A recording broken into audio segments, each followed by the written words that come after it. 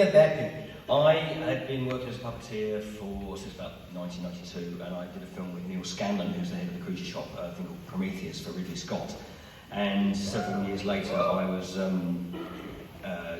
rang Neil for some reason. I was looking for somebody's phone number, and he called me up and asked me what I was up to. And I wasn't particularly busy, and I was just chatting away, and I said, I knew Star Wars was coming back, but we didn't know who was doing it. And I said, and now I'm going to find out who's got the Star Wars key and kick his door in. And Neil said, well, don't do that, I like the door where it is. And he said, don't worry, I'll find you something. And Neil hired me as the puppeteer consultant for the whole of the Force Awakens, so I was in with him early on, finding performers and just casting people and just working out how we could make certain things work. And then these drawings of this little round thing, at the time it was called Snow Globe, started to arrive, and a very clever man called Josh Lee was kind of looking as BB-8's dad.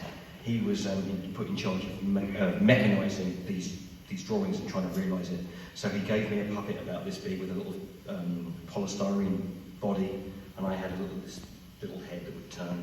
And I was wearing black, and we shot it against some black velvet on a tabletop, just to see what kind of a character study we could get as to how you could make a ball with half a ball act. So we shot some stuff and we sent it off to JJ, and JJ really liked it, and from there, Matt and Josh and Giles, they built 7 different versions of BB-8, and I brought on my friend Dave Chapman, and we worked together to find the character for it, and that all led up to one very, very stressful show and tell for JJ, because JJ and Kathy, they never really bothered Neil, they just trusted him to get on with it. And then there was this one particular day where we had to show all of the BB-8s, and that day, the whole thing could have gone digital like that, but luckily JJ just fell in love with it immediately, and he said to us, we love how you're doing this, you're in the movie. So then we had to go off and read it, and we didn't know what the story was at the time, so Dave and I sat down, and we had to give our cell phones in, and we got our big black bound books with red pages, and we opened the first page and it said Star Wars Episode 7. Okay, this is exciting.